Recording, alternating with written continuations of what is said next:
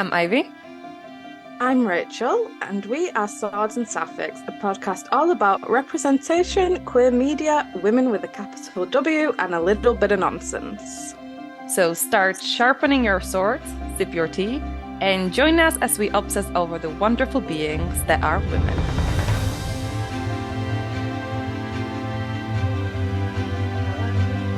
Hello. What are we talking about today? How? Are we talking about something or are we talking to somebody? I don't know. You Maybe tell both. me. Maybe. Oh my gosh. Yes. Today we're talking to Kitty Murphy, the author of the Dublin Drag Mysteries. Yes. Yeah, and it's really great. Yeah. And I mentioned, no, we weren't recording at that point, but we have a few fans of the Dublin Drag Mysteries in our Discord server. And I was hooked when I saw the book. It's a murder mystery series set within the drag community in Dublin. Mhm. And we already don't see enough drag in fiction, so Mhm. this is really exciting. Yeah. Yeah. Yes. I have to admit, the whole time, every time drag queen was said, I was like, drag queen! Drag queen. The I queen am the of queen drag. of drag. I totally forgot about it. Oh my God. Lucky you. I was saying it in my head the whole time. Just on repeat. Yeah. RuPaul was in your head on the couch. Yeah. Can't escape him. Amazing. Well, before we get to that, Mhm. what are you enjoying these days? Oh, I'm back in my X-Files era. Let me say, every time Scully gets in danger and Mulder has to save her, I'm giggling and kicking my feet. There's always a scene of him running, going, Scully! And it's so great. So great. I really truly hate that every time I say Scully, I see Scully from Brooklyn Nine-Nine. No, It's an issue. it is an issue because that's Gillian I Anderson. know. But I understand. What else? We watched. Oh! Oh no! Oh no! Oh, It's all coming back to me now. oh, the trauma, the pain that it caused me. Last week we watched Hot Frosty, the new romance Christmassy movie on Netflix. I'm feeling tears coming to my eyes. We have to talk about this because it was bizarre. It was That's bizarre. a very light way of putting it. So for those who don't know, Hot Frosty is a rom-com, very hallmarky, except for the man was originally a snowman who turns into a human. And basically has the mental capacity of like a 5-year-old throughout the Yeah, he entire was movie. literally just born, and now a lady is in love with him. So that first of all, that on its own is kind of freaky. Mhm. Second of all, they went to a doctor and she was like, what if he's telling the truth? What if he is a snowman? That The makes more medical sense than professional. any medical test I can possibly run, right?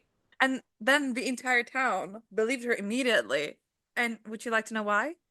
It's Christmas. That's why.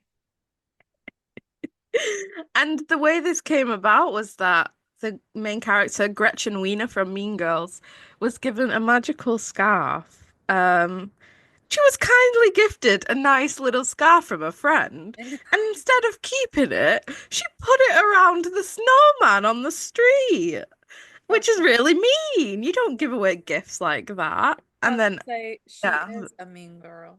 she is a mean girl, yeah. And this proved it. Um, and there's one thing that really bothered me the whole time. The snowman itself, it's not the traditional snowman. It's not just a round thing. It was part of a snowman competition or something. And it had been so intricately sculpted with a six pack, mus biceps, like a real Nipples. man, nipples, a penis, Yeah. and A lot of things. we don't know who sculpted it. In the movie, it never tells us. Or how they reacted when they realized that their like competition entry is suddenly gone. Yeah, that thing that they labored over.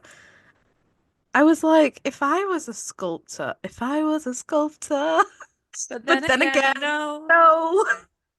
Yeah. If I was that sculptor and I made a really hot man from my fantasies, and then he went and fell in love with some other girlie just because she gave him a scarf, be fucking fuming, man. Yeah, it's true. It's just out of order, is what it is. Would you like to talk about how he melted? Small. It's never okay. So he starts getting really sweaty indoors. So we come to the conclusion that he must be cold at all times. But it's just automatically assumed that the heat will make him die. Nobody tests the theory. Nobody says, "Hey, what happens if we just leave you to sweat for a bit? What happens then?" Like he's flesh and bone, but they assume that he's just gonna melt. So then that happens. He gets arrested. From by Daryl from The Office. Doug Judy from Brooklyn Nine-Nine with Charles Boyle. Yeah. And for streaking across the street because obviously when he came to life he was a bit naked. Um Starts sweating in his prison cell and they go to save him, but it you guessed it, it's too fucking late. He's so Mans is dying in the snow. They put him out in the snow just to cool him down, but it's too late. He's dying. They're like, oh, we're too late. And then everybody just starts walking away. They're just It's leaving like, his leave him. fucking He's his gone. car on the snow. It's like, so you're just gonna leave him there? And the medical professional is there next to her, and she's like, "It's too late. He's gone. He melted." And Who she just gave you a leaves. degree, man? I just can't believe it. You can't just be leaving a dead snowman out on the street. Oh my God, it was But so. but again, he's still flesh and bone at this point. Hmm. Perhaps they would use him next Halloween. Yeah, as a zombie. Yeah. And of course, but however, it was a happy ending. The true love kiss Yeah, healed him and turned him into a real boy. yeah. And he got up just in time to tell her that, which is good because she was just gonna leave his corpse on the fucking street. There's actually also a scene. Oh my God. There's a scene. She's a widower. Her husband died of cancer. There's a scene where he finds the husband's belongings and his cancer schedule is typed up in Comic Sans. So unserious. And then he goes up the stairs and when she comes home, he's like, "Hey, what's cancer?" She's like, well, Jack, it's something that happens to people and it's very bad. It's not a nice thing. It's But genuinely then a conversation between a toddler and like an adult. So bad. but then it doesn't make sense because other things he knows already. Like he watches TV to learn how to do stuff. But then he knows how like ham is a good substitute for pepperoni when he's making a pizza. And it's like, but if you were brand new to the world and didn't understand how language works, how do you know anything? Mm. There's just so I don't much. think, I think that's the least of the problems that the movie had. It is. I could accept that stuff. Like, it's supposed to be a silly movie, and I completely respect that. But they're silly, and then there's just plain sickening. Girlie's married to a toddler, and she's gonna leave his corpse out on the street. Like, I just can't get over that part. It was so bad. It was so bad. If you want to watch it, I urge you not to. It will, I urge you to. I think you will have a whale of a time. but like my brain still couldn't try to comprehend it the next day and I couldn't. No, Ah, it was no. It's something, is what it is. bad. That's true. Something. I maintain the fact that Michael Keaton is the only hot frosty I know. He, everybody was saying that the guy in it who we know as Ted from Schitt's Creek looked like Margaret Qualley. And I don't Woman. You know, could do he's just not better. that hot. No, it's strange. It was, no, I don't know. Oh, it really broke me. To be fair to him, he played a really good, pure, innocent boy. And I was like, oh, he's a cinnamon roll. But at the same time, that made it even more eerie because they fell in love and he who was brand new to the world. Yeah. I don't know. There's a lot of issues with this movie. Oh yeah. My It was biggest like, issue with it is why it was made. yeah, I need to know why. I need to know who decided this was acceptable. It's gone. Anyway, Anywho, what else are you enjoying? Below Deck, I'm enjoying. I just finished season 3. And that means I get to go to the Mediterranean now in the next one. I got a lot of drama this season, which I respect. I'm very sad because my man's Eddie, he's very hot. He's the bosun. He was a very good man in the first 2 seasons, but then he started doing nasty laundry room things with a crazy woman called Rocky, and he had a girlfriend at home, and they were all fucked. But the thing that really bothered me, I don't know how this can be like cheat. I'll accept cheating, but I draw the line at this. Mhm. He was like gaslighting everybody. He was like, we didn't do it. She's just crazy. And because she is pretty fucking crazy, everybody believed that she was making it up. And that made me feel really sick. Hmm. And he never apologized for that. Yeah. So now I've seen the evil of men. So I'm taking a bit of a break from it because it kind of really fucked me up. Get it? Yeah. Men usually do that. It's true. Yeah. Yeah. And that's really, I don't think, I'm back in my Walking Dead era. I just watched Rick's last episode. It was fucking weird. I mean, it wasn't weird. It was a bit too much like they were doing like weird inspirational flashbacks, and it was unbelievable that he escaped a zombie horde for so long while he had a hole in his stomach, and it was just a journey.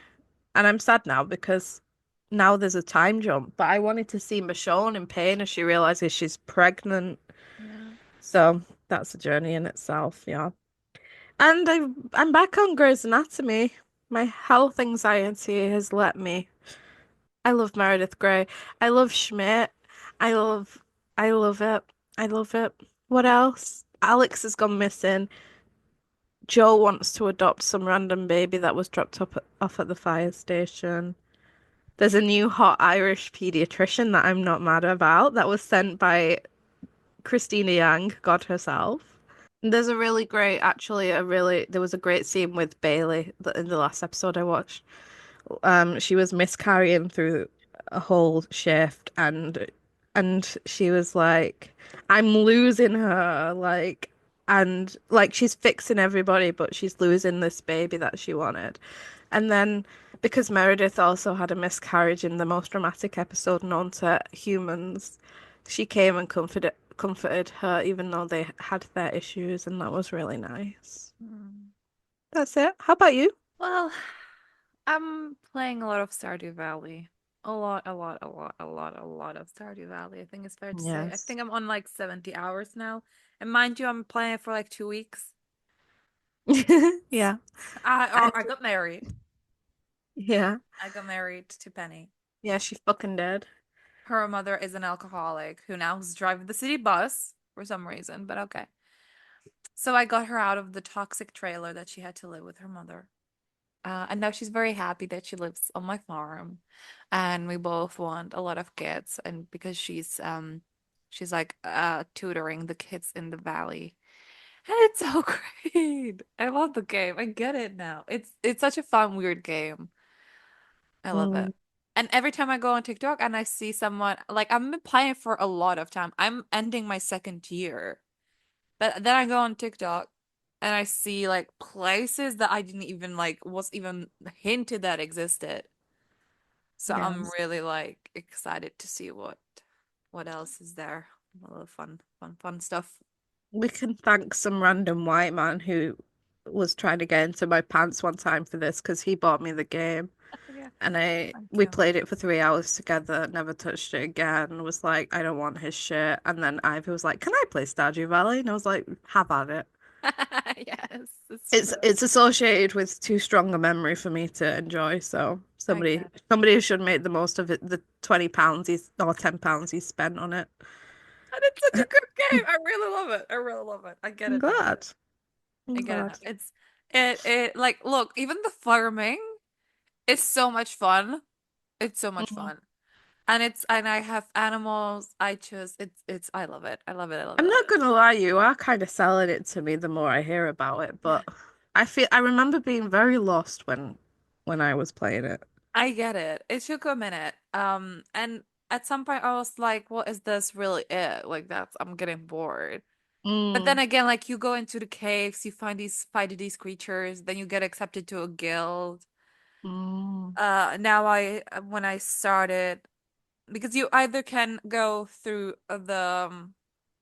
you can either there is like a old community center and you can either rebuild it or sell it to the corporation that is trying to mm. just take over. So I'm rebuilding the community center and I'm opening more things. So I got back the city bus to work and it sends me into a desert. I even hated the fishing at the beginning. I love it now. I'm It's very so stressful, but I love it. We need more cozy games that aren't about capitalism, fishing. I don't mind gardening. I always got time for gardening, but the rest, like I love the coziness of the games. I love Disney and I love Animal Crossing. I'm sick. I don't want to fish anymore. Well, you don't have to. I'm happy to. I'm really enjoying it. And now, once a year, there is like this night market that comes in, and there is a submarine. And he takes me, if I pay him, of course, he takes me like very down below, and I can fish for creatures that I couldn't. Like, I have a blobfish now, No. which is always a terrifying, shocking thing. And I have Mm, like some very deep water fish. Anyway, I really love it. I really love it. And while good. I'm playing that, I'm also rewatching Superman and Lois. Because I think I'm gonna have another just like one episode left. It's the final episode. Yeah. So I was rewatching it and I'm all caught up now again. So there's that. Yeah, it's a really great, fantastic show. I started watching Sweet Pea because of Ella Purnell. I'm I really want to watch more, but it's a very difficult watch. It's about a girl who like was made to feel invisible her entire life, and she really struggles to stand up for herself, and her dad dies, and everybody is so horrible to her. And now her like childhood bully is back in her life, and they tried like with her sister, they're trying to sell the house after the dad where she lives. Her doggy dies. That was awful. Like I knew it was gonna happen because she had him everywhere. I was like, no, I don't want to Mm, see it, but it happened. And she snaps and she start and like she kills. And it mhm, like the whole premise of the show is like, can Invisible Girl get away with a murder? mm. So it's and I mean Ella Purnell is fucking phenomenal. Let me tell you. It's Yeah. based on a book, but I think they gave the character like the backstory to how she became a killer, whereas the book starts with her being a killer, I think. Oh, I didn't know that. I Mm, think very good. that's what I have gleaned from the little information I've seen around. It's very dark show. It's very difficult to Mhm. watch, let me tell you. Like I had a few moments where I was like, I can't do it. Like it makes me feel awful. Just the Mhm. way they were treating her, that was awful. So when she Mm. finally killed, I was like, finally, Yeah, please. I wanted to kill for you for the entire time. Like there's this tension just building and building, and it's really, really good. yeah, And of course, I finished Arcane. yes. I, you know, Hmm. you know. I do. I know a little bit. I know. I mean, I can't. I can't. What she's trying to say is there was lesbian sex. There was a lesbian sex, but there was also a lot of pain. Yeah. There was an episode in an alternative universe that really wrecked me, and I mean, you know, I just Hmm. have many feelings. Mel Medarda, if you're free on any time, I'm happy to pop by, you know, really. To be fair, I'm into her mother also. I am Sevika. I'm happy to try out your hand, your mechanical hand. There's a lot of beautiful people that I'm really into. Hmm. It was really, man, because like it ended up in sort of like this war, right, against someone, and there was, there's like the Undercity, and they were like, you either can evacuate or you can join and help us fight. Most people evacuated except like a group of people, and one of them was, it was just like in when they were like preparing for the war, like he was saying goodbye to his family and then he was coming in, and there was another like from the main part of the city with the rich, like he was an artist, he was a pianist, and then it was like shown that he's just touching the piano and then he's going to prepare himself for the war. And like this backstory, it was really like heartbreaking in a way that war is unnecessary and it hurts everyone. And Mm, like artists are going to a war. You know, like that was very just wowie. Yeah. And all mm. the, yeah, it was a lot. But my fishman survived, and that's a good thing. Anyway, I could talk about Arcane for ages and ages, so step me now. Okay. Yeah. I just got really sleepy all of a sudden. Because I started talking, I get it. No, no. Fair. It's fair about it. Yeah. Yeah. What else? I think that's it, really. Have you Isn't been it? holding space for the lyrics of Defying Gravity this week? I always held my finger while I'll talk about it. Oh man. The thing is, like, because I'm watching all the memes, I'm really want to watch it now. No. I actually only get, I guess, I mean, I think I'd seen it being said before, but I only realized today that Wicked is a Wizard of Oz fan fiction, essentially. So like when people are saying things that happen in Wizard of Oz, it's not actually canon because like somebody changed it. It's like an AU, an alternate universe. I didn't know But that. I know, but I still want to I need to know the lore, and I kind of love how I'm loving finding out how it's kind of connected to the original movie with like is it how do you say his name? Fiyero, Jonathan Mhm. Bailey's character becoming the Scarecrow, like because I said to you, it doesn't make sense. Like in The Wizard of Oz, the Scarecrow, the Lion, and the Tin Man, they're all people who are in Dorothy's life back in Kansas, and it's kind of like a dream. They make it sound like it's a dream. Um, and she wakes up with like a sore head, and she's like, "Oh, I had the most terrible dream." That was my Judy Garland impression. So I was like, "Well, this don't make sense." But now that I know it's a fan fiction, I guess it makes more sense. Mhm. Yeah, it's just, I just, the memes are making it. I feel like it could be an amazing piece of art, but the memes and like the insincerity with the way Ariana and Cynthia hold themselves in interviews is giving me the ick. Mhm. And I can't find a balance between that, but I do want to watch it. Yeah. And somebody said, what's the guy called who he's in this and he was in Peter Oh, Dinklage. he's there too. Yeah, because he played like a blonde dictator in Mockingjay. What the fuck's it called? Ballads of Songbirds. Well, wait. I think I'm talking about a different man, you I know. think so too. Well, because Peter Dinklage, I think is his name, is like he played the teacher, the professor who like, Yeah, yeah, in Mockingjay. Yeah, yeah. and now I guess he's playing a similar role in Wicked because I saw Mhm. like I guess that's like his new thing now Oh, to play to play kind of evil teachers in big movies. Yeah.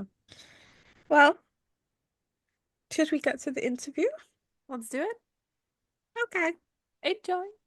Here we are talking to Kitty Murphy. Thank you for joining us. First of all, could you tell us a little bit about yourself?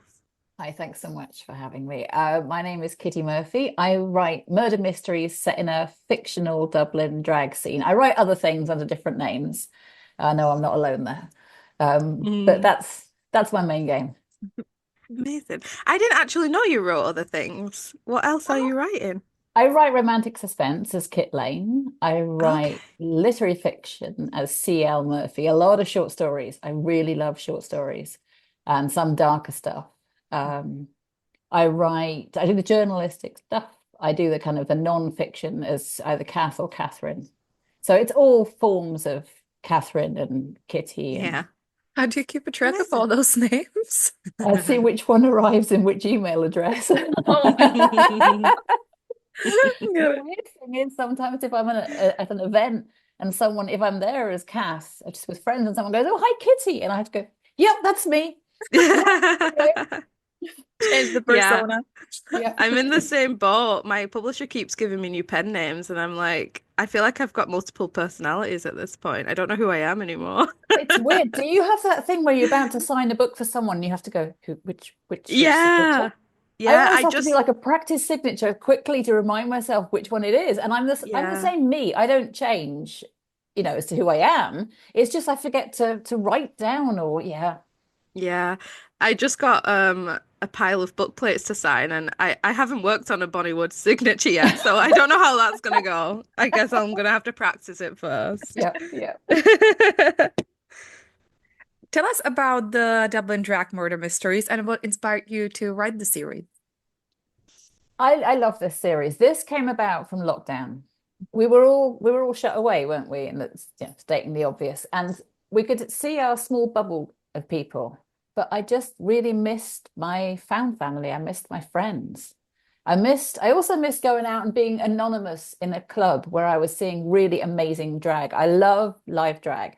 It's just for me, there's nothing better than being in a club where there's someone on stage who's performing so it's like they take all the light in the room and just make it bigger. It's Hmm. just amazing. I love it when someone who's funny and who's good at what they do, and the whole thing just it takes me away from wherever I am and puts me in a happy place. And I missed all that. And I've been writing some darker stuff coming up to the pandemic. And my agent just sort of went, nobody really wants anything that's in that place. We don't really want to question humanity right now. We're having trouble enough living with one another. Um, so we sort of chatted and just in part of the conversation, I said what they want is drag Agatha Christie.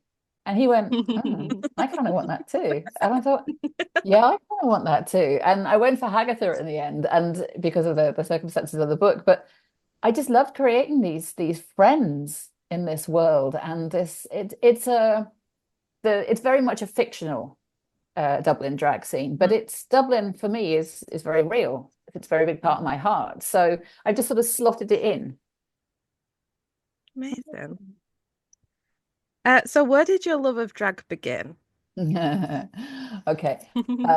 I was quite young, and let's say 16 because that's nearly legal. Um, and I was in London, and I was a classical musician, so I was studying there. And I'd be up there a lot for gigs and things, and for performing and for competing. You become quite independent when you're doing things like that as a Mm. young person. It's funny, you think you're older than you are. And I went past this club. Um, and I won't name it because I've said plenty of times in the press that I've been in there and I was young. And it was a long time ago because I'm a million years old. And it was all dark and smoky, and the the lights changed, and the stage was like in the corner of the room, and this drag queen stepped on, and she was just incredible. She was back then it wasn't drag wasn't meant to be about having your best friend. Drag was never meant to be nice.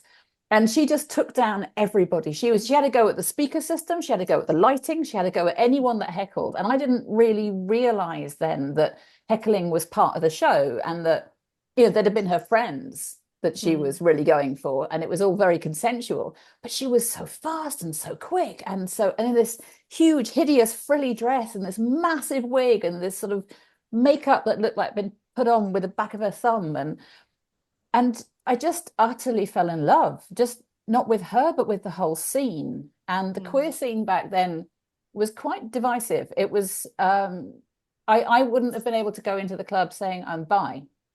Mm. You know, if I when I got there, they'd be like, "Are you gay?" You have to go, yes.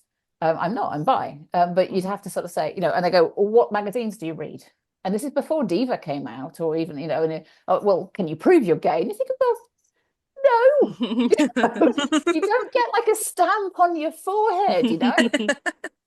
And it was just this wonderful space where in the darkness there watching the show, I didn't exist. All that existed was this amazing performance. Mm. That's gorgeous, yeah. And so, where does your love of mystery come from, and Mhm. how did you combine the two?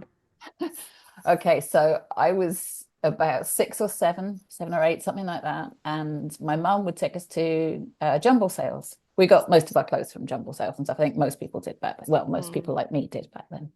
Um, and she was going through this huge heap of, I think it was like jumpers and cardigans and stuff, and picking out, you know, this for this winter, and she'll grow into that for that winter or whatever. And I'd seen these books, and I was quite a bookish child anyway. I did love my books. I'd seen these books at the next stall, and there was this stack of, there were white covers, and there were things like the ABC murders. And it was basically all Agatha Christie, but a huge stack of them. And I was like, I really want them. I really want them. And I didn't know anything about them. But you know, when you're a child, suddenly you go, I Mm. want that. Mhm. And Yeah. so I was like really tugging on mum's sleeve. No, come on, come on. And she was just, and I think she gave me the 20p just to shut me up and have me go away, and just so she could look at what she was doing. So I took home these books, and to like, I think mum and dad were kind of like, well, they, you know, they'll be a bit above her and she won't really get it. So it's fine. I was smitten. I was right in there. I thought this was fascinating. And when you were young, you sort of ignored the really dark stuff Mhm. and you just get in on the puzzle. I think the Mm. puzzle nature of a mystery, you know, we know there are bad folks out there. We know bad things happen. You know that from day one. Everybody knows that. And in murder mysteries, you get resolution, and the baddie is punished or is killed, depending, you know, what mood Agatha Christie was in. And there was something really neat about that. I just liked that. Amazing. Mhm. How I brought them together was simply that conversation with my agent, was just throwing it out there and suddenly Yeah. going, oh, yeah, I like that. Mm. Yeah. Tell us more about the main characters. Have you had any favorites so far, or are they like ones that are more liked by your fans and readers? It's funny this, because at first there were people who'd contact me and say they really like Fee. So Fee would be my main character, the Mhm. main sleuth. And she's a little bit clumsy. She's a little bit quiet. She's somebody who stands back. She's not a star. And she's best friends with Robin, who's a drag queen called Maybe. And through Robin, she gets to meet lots of the other drag family. She also has a friend called Dell, who's a drag queen. Dell goes with he, him pronouns. The pronoun thing, I wanted to represent a wide mix of different people. So Robin would be he, him when he's out of drag, and she would be she, her when she's maybe, when she's in drag. Mhm. Miss Merkin, another character, would be she, her throughout. Um, and there was something about Dell. So I'd started writing. And you know how the characters sort of walk on the page to a certain extent, and you get to know them in the beginning of the chapters. And Robin just was like there straight away. And then there's Thora Point, and then there's Miss Merkin. And these characters just sort of appeared and grew really quickly. And I was at the end of chapter 1 when I suddenly came up with Dell. And Dell has a sort of quiet, solid friendship.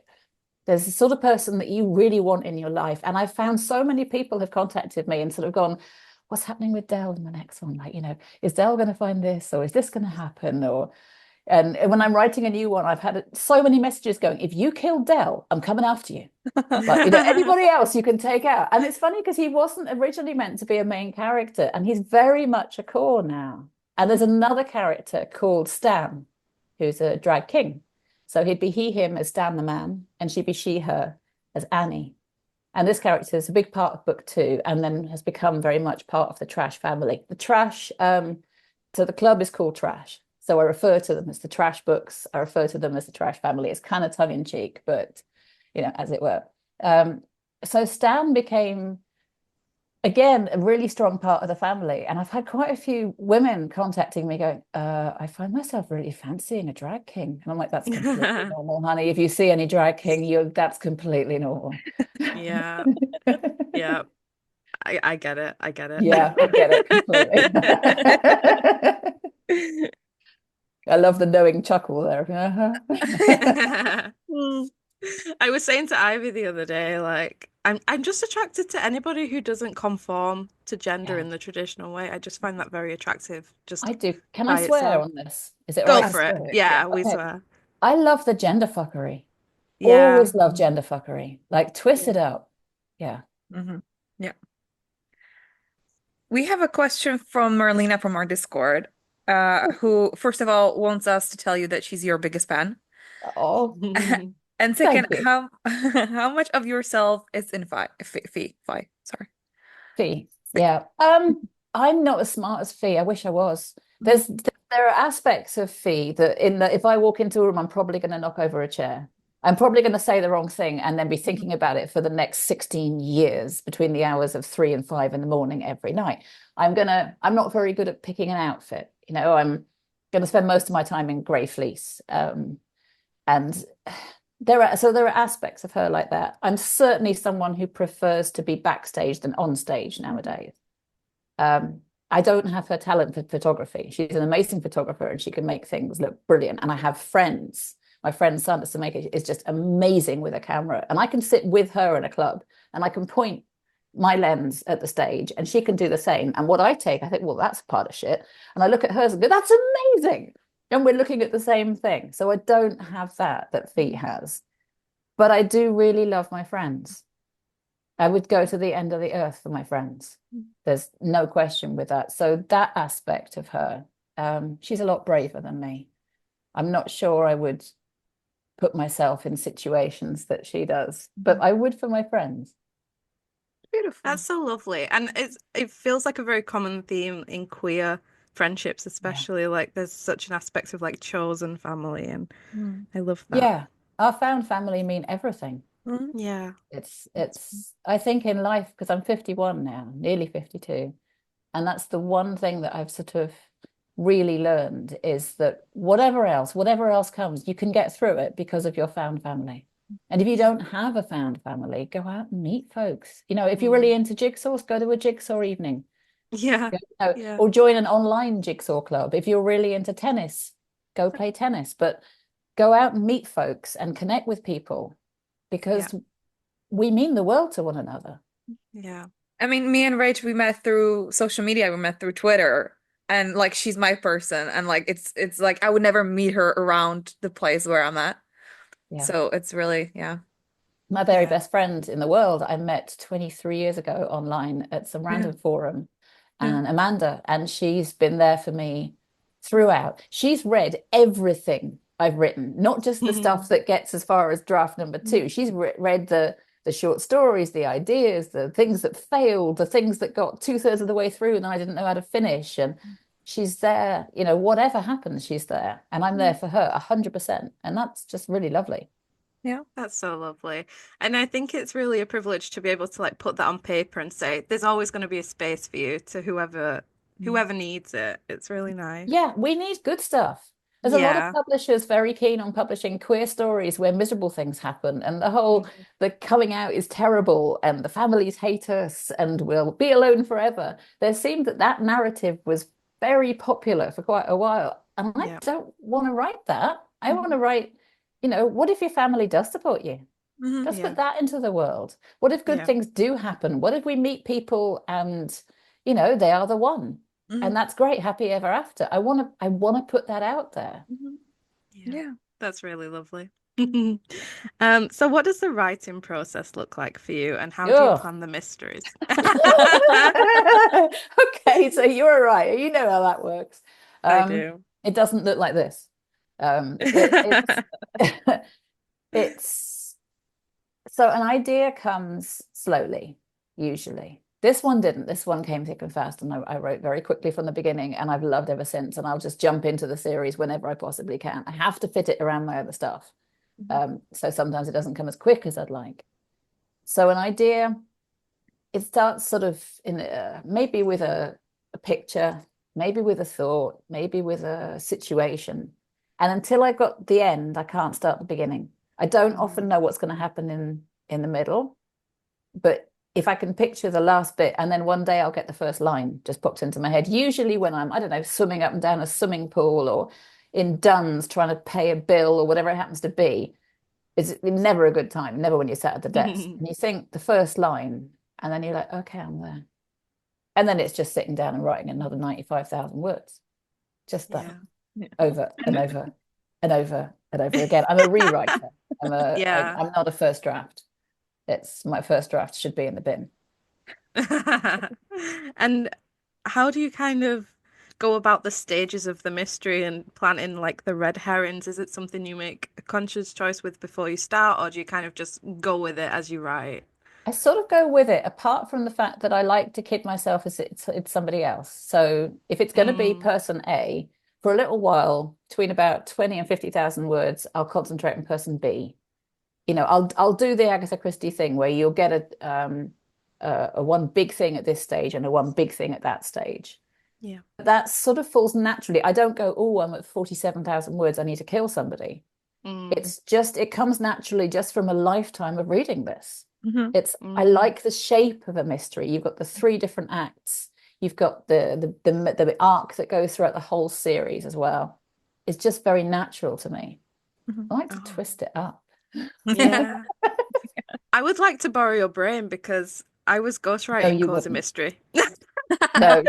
Just for that purpose, There's at too least. much going on in here. I mean, you can have it. You're very welcome to it, but you really wouldn't. just for writing. I was writing Cozy Mystery as a ghostwriter, and I found it really hard because I'm not used to the genre. So it's amazing that you can do that kind of naturally at this point. See, you write the most beautiful romance. I can't do that without killing people.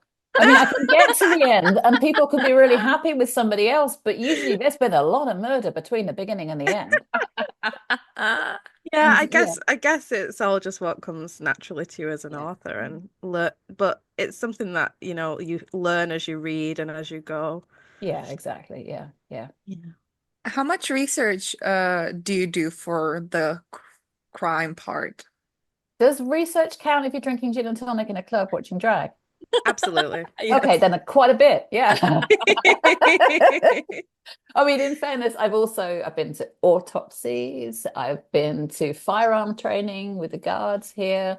If I'm talking about some of the other books that I've written, the other things that I've written and the other pieces that I've written, I'll get more heavily into sort of the physical act of doing a thing or learning a thing. But I think research, there's somebody who said, you do the research and you do all of it and then you put it away and forget the whole thing and don't write it. And I think there is that to it, with the sort of more practical things. But I did find the autopsy absolutely fascinating. It's in a very puzzle way of it's like a jigsaw, but on many, many levels. I mean, you're taking it apart to see which bit isn't right, which bit isn't working, which bit caused the thing. How did you manage to get to see one? I really, really hassled somebody who was teaching in to do this, and I begged and pleaded, and I didn't quite cry, but I was gonna do so next. Wow. Yeah. Okay. That's really that's really interesting. A little twisted. But we love it. Yeah. Did you find out something like very interesting during all of these, like something that shocked you, some fun fact that you can now bring to a party? I think I'm not very good at fun facts. I'm more kind of that nerd that comes in and gives you a fact, like when a sea turtle swims on its side, it's because it's got pneumonia. I mean, this isn't, it's a party killer straight away. Yeah, in my book it is. Yeah, but I'm not great for sort of fun. If you want nerdy facts, I'm your girl. I think things that really interested me is the background for drag, like how long it takes to get into drag, the different I was talking to somebody who's a drag king, and I'll go with she, her because I was talking to her out of drag. And she was talking about taping back her boobs. And how if you get like a little crease in the tape that can really rub. And Mm. it can be really painful.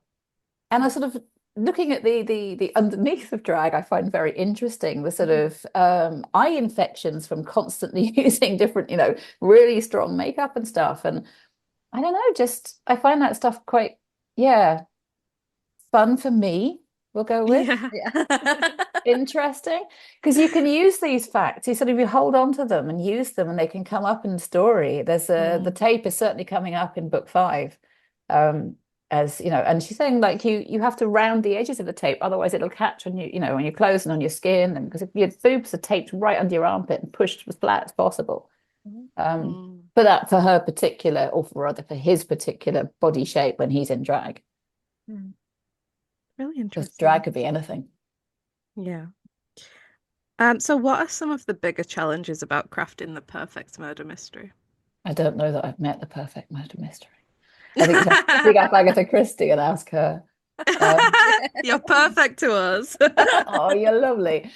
I think I think character is everything, isn't it, for all genre? Mm.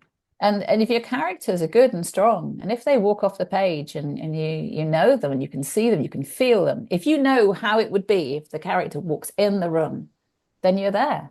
Mhm. And the details really, you're the readers for murder mystery, they're in it for the ride. They're in it for the fun, but it's not just the puzzle. That's not what we're reading for. I mean, I love crime fiction of all sorts. And I love the puzzle with it, but if I don't care about the characters, then you've lost me. And I Mm. think there's that for a writer as well. We have to care about our characters. We have to desperately need them to want them to survive. We have to be in there with them. Mm. And I find that a total pleasure, but it's also quite sort of absorbing. The challenge is walking away from that at the end of the day and then going down to Little or go walk the dog and not sort of be going, okay, so if the carving knife is at that angle and it goes in that way, then yeah. Mm. Well, since it's almost Christmas, we want to know about death in the holidays and how do you find balance between festivities, coziness, and murder? Okay. I think I'm not a very Christmassy person. I like sparkle, but not particularly Christmassy. I'm not particularly religious. But each of these books is set in a different sort of time, in a different stage of the year. So the first book is set around Pride, which would be the end of June, and the sort of main event at the end of the book coming is Pride. I love Pride. I go every year. I think it's so important to be there for representation and to be there for the love as well as just the protest. So Pride was very important for the book 1. Book 2 is set around Halloween, so we have sort of ghosties and Mm. bangs in the night and all sorts of stuff. And book 3, therefore, was going to be at Christmas. Mhm. So I wanted to have Christmas, but I didn't want to have like Christmassy Christmas, where everything comes together and is sort of I don't know cozy in that way. Should we Mhm. use? Because that's not what my books are. Although they are murder mysteries, there's darkness to them too. They're not just light, cozy, sort of fluffy things. Mhm. There's always the deeper underlying fact that this homophobia, transphobia, it's very real. It's the brutal stuff that happens is happening on our streets every day. And I do want to put that in there in gently and a little bit. So in Death and the Holidays, everything is going wrong. Everything is going wrong with the club. Everything is going wrong with the people. Everyone's falling out with one another. It's just all going horribly wrong. Fee is going to lose her flat. She has to find somewhere else to live, which in Dublin is a nightmare with a housing crisis. It becomes a little bit sort of more, you step back a little bit from the shiny place. And of course, it's going to be all right. Well, for most people, not for everybody. Mhm. Um, We have another question from Lillian from our Discord, oh, and lovely. she wants to know if she should get Death in Heels for her mom for Christmas. Sure, why not? Absolutely. It's one of those. I mean, yes, please get it for your postman. Get it for your friend. Get it for someone you don't like. That's okay too. Yeah, Great I have. marketing strategy. I have a lot of readers of all different ages and all different genders. Mhm. Um, why not? Wonderful. I think what's Um, actually been really lovely has been a lot of people who've contacted me who have never come across drag before, sort of heard of drag, but never seen any. I have a lot of people from Midwest America who contact me and say, this is great. This is so much fun. I didn't know this world was out there. yeah. And that's really nice. As somebody, who's a stay-at-home parent who's in their 50s and has can't just go out to Dublin and go out at night. It's just not going to happen. But they get to step a little bit, just a little bit into my world. I love that. That's such an honor. Yeah, Hmm. absolutely. Um, and as a queer author, what representation would you love to see more of in crime and mystery fiction? Bisexuality Hmm. by people, and not just putting us in there as the murderer. I mean, we're really good. We can murder people, but I'd like us to be more than that. There's Yeah. this old tired trope of bi folks want everything, and Hmm. it's so overused in plots, and it's something that I'm always harping on about. But being bi doesn't mean I want everybody. I Yeah. don't want all genders all at once. It just means that I'm attracted to or I fall in love with people no matter what gender they are. Hmm. And I'd really love to see more of that. And I'd really love to see more happy ever afters. Mm. Yeah. I was trying to phrase that right and not say happy endings, but we can say that as well. Whichever comes. Wonderful. And before we go, we always ask our guest what they're enjoying at the moment. So, do you have any TV, film, books, anything that you would like to give a shout out about? I love old movies.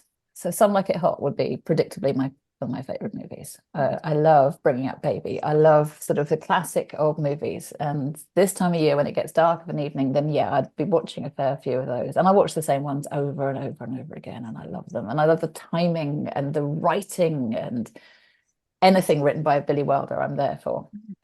Books wise, I have a Heather Critchlow that I have it on my computer. I'm so excited to read that, but I'm saving that for sort of, I've got the end of this bit to write at the moment, and that's like a carrot. It's there. And every time I open my computer, I'm like, Heather Critchlow, it's coming. And it's a new one, it's dystopian, and I love her crime. There's three in this. They're kind of they're based around someone who does a true crime podcast, and they take you up to Scotland and in sort of the very dark, dark places in your mind. And there's something very twisty about her writing. I love it. So I'm really excited to read a new genre from her. Mm, that does sound great. Yeah. I could do that whole "what are we reading now" conversation for the next hour just to warm people. Yeah, Yeah. we feel that, yeah. Yeah. And just What are you quickly, reading that's any good at the moment? well, that's a good question. Are we reading Okay. it all? Is the Oh, question. I'm I've playing one of them actually, games. I'm not reading. yeah. Yeah. I've been reading How We End by L.M. Juniper. I've talked about it before on Oh, this podcast, but I'm really enjoying it. The main character is a trans man, um, and queer, and it's a dystopian zombie apocalypse oh, style wow. thing. Yeah, yeah. It's very like Walking Dead, Last of Us vibes, like found family in the way that they all have to survive together. I'm super enjoying it. Yeah. I'm sold instantly. Yeah, yeah, it's really great. And the author is indie as well. Fab. Yeah. I'm reading Kindling for too long now. I just don't have the energy to read, but yeah, I'm listening to that. Yeah. Well, Wonderful. thank you so much for joining us. This has been great. I'm sad. I could talk to you forever. Yeah. I'm loving this. Let's do it again. It's fantastic. We absolutely. Yeah. Thank you so much for having me. It's Thank you. it's it's fantastic. There it was. There we have it. That was good fun. I'm excited to read Death and Heels. I've had it on my TBR for too long and it's not acceptable, but I think I did I put it on the one of the 10 books I wanted to read before the end of the year. No idea. Well, if it wasn't, then it is now. But whether I will get to it Yeah. is another story. Can you Because guess I've how got a many lot books of I've read since the episode came out?